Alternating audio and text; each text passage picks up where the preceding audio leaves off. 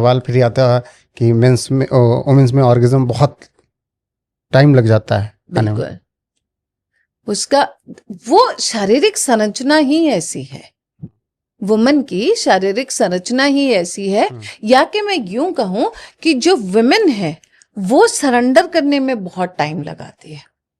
सो वो ऑर्गेज्म में उसको देर से ही होगा, मेन का ऑर्गेज्म कंपैरेटिवली एज वुमन जल्दी होता है। बट इसका मतलब ये नहीं कि वुमन की सेक्सुअल डिजायर कम हो सकती है, वुमन की भी सेक्सुअल डिजायर मेन जितनी हो सकती है, sometimes it can be higher than men also. So उसमें कुछ मतलब कुछ आयुर्वेद में ना कुछ विजाइना की कुछ how do I tell in normal language, vagina की ना कुछ एनाटॉमिकल संरचनाएं कुछ डिस्क्राइब की गई हैं।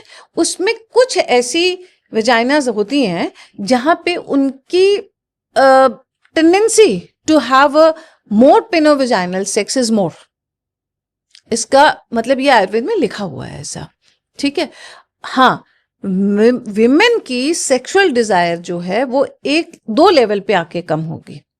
First time when woman goes for any intercourse, तो एक फियर होता है कि somebody वुड एंटर इनटू हर, तो वो मतलब अपनी बॉडी को ऐसा टाइट कर लेती है, बिकॉज वो फियर बहुत बहुत मतलब एक्सट्रीम लेवल का फियर होता है, and which is quite understandable also.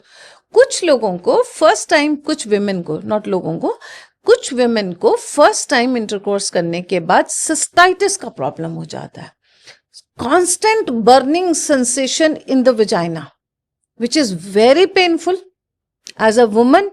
जिसको होता है they can feel it।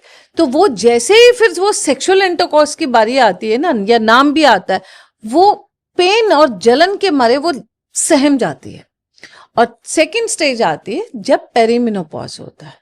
अब पेरीमेनोपॉज के टाइम में एस्ट्रोजन जो है वो गिरना शुरू हो जाता है, और जैसे जैसे एस्ट्रोजन का लेवल ड्रॉप होगा वेजाइनल ड्राइनेस इंक्रीज होती जाती है, प्लस उस टाइम में स्ट्रेस लेवल भी हाई होता है वुमन का।